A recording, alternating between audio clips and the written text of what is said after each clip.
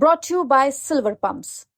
Top quality और consistent performance के लिए सिर्फ सिल्वर पंप्स नाम याद रखना। हमारे नेताओं को इस तरीके से टारगेट नहीं होने देंगे। भारतीय जनता पार्टी और नरेंद्र मोदी लगातार 11 साल से विपक्ष के नेताओं को टारगेट करके ईडी और इनकम टैक्स के द्वारा उनको परेशान करने का काम किया जा रहा है। पहले उनको परेशान करते हैं, उसके बाद अगर कोई नेता कमजोर कलेजे का होता है, बीजेपी में चला गया तो वहां जाके वो ईमानदार हो जाता है। दिल की बात जुबान पे कई बार आ जाती है। वसुंधरा जी के दिल में कई दिन से बात दबी हुई थी, जनता के साथ अन्याय हो रहा है, क्योंकि 2 बार वो भी राजस्थान की मुख्यमंत्री रही है कि जनता की सुनवाई नहीं हो रही, जनता के साथ अन्याय हो रहा है। उस बात को उन्होंने जबान पे ला दिया, लेकिन जैसे पार्टी का प्रेशर ऊपर से आया फिर वो दोबारा चुप हो गई कि दौसा को कांग्रेस का गढ़ कहा जाता है, लेकिन उसके बाद भी काफी चुनौतियां और आज सड़कों पर भी उतरे हो।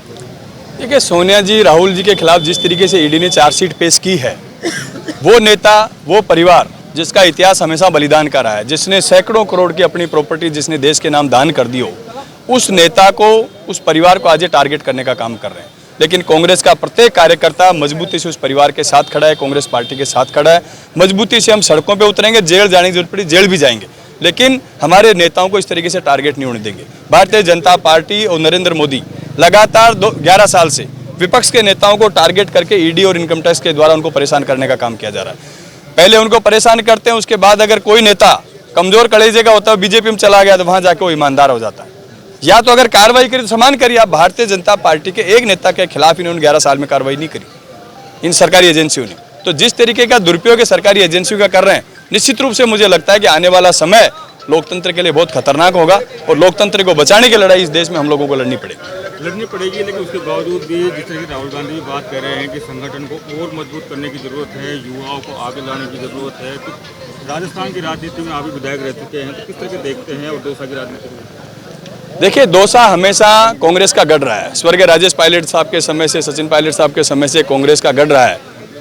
4-4, 5-5 एमएलए हमेशा यहाँ कांग्रेस के शासन में बने हैं। कई बार गलतियां पब्लिक से भी हो जाती है, पार्टी में भी कई बार दिक्कत होती है, लेकिन कांग्रेस का हमेशा मजबूत गढ़ है। जिस तरीके से राजस्थान में सबसे हाईएस्ट वोटों से यहाँ से लोकसभा का चुनाव दौसा से कांग्रेस पार्टी जीती है, उससे आप अंदाजा लगा सकते हैं कांग्रेस पार्टी की जड़ें कितनी गहरी दौसा में हैं।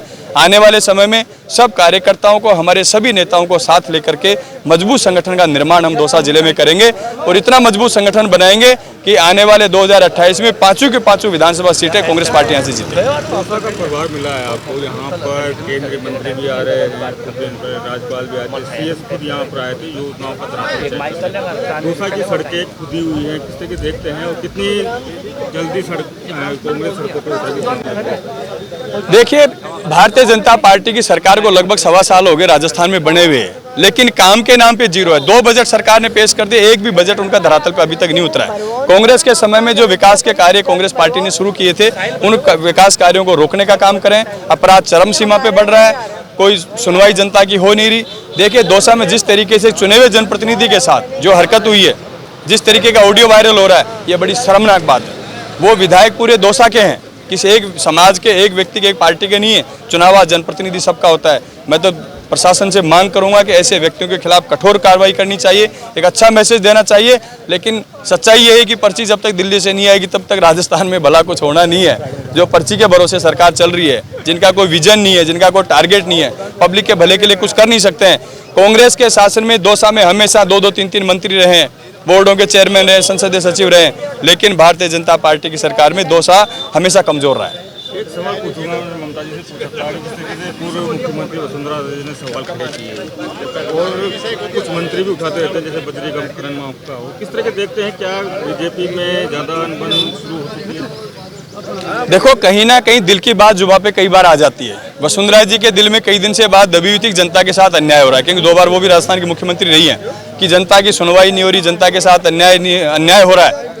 उस बात को उन्होंने जबान पे ला दिया, लेकिन जैसे पार्टी का प्रेशर ऊपर से आया फिर वो दोबारा चुप हो गई। मैं तो वसुंधरा जी से आह्वान करना चाहूंगा कि आप राजस्थान की 2 बार मुख्यमंत्री रही हैं, आप राजस्थान की 2 बार मुख्यमंत्री रही हैं, जनता के साथ न्याय कीजिए, अपनी आवाज को बुलंद कीजिए और उत्तर से, पश्चिम से, दक्षिण से, जहां भी आप राजस्थान में जिस कोने में जाएं, वहां जाकर के जनता की आवाज को बुलंद करें और इस सरकार को घेरें और जनता को न्याय दिलाने का काम करें। बातचीत करने के लिए तो ये पूर्व कैबिनेट में मंत्री भूपेश और इंदिराज गुर्जर थे, जो आज दौसा में आंदोलन कर रहे हैं। संदीप मीणा, दौसा, राजस्थान तक।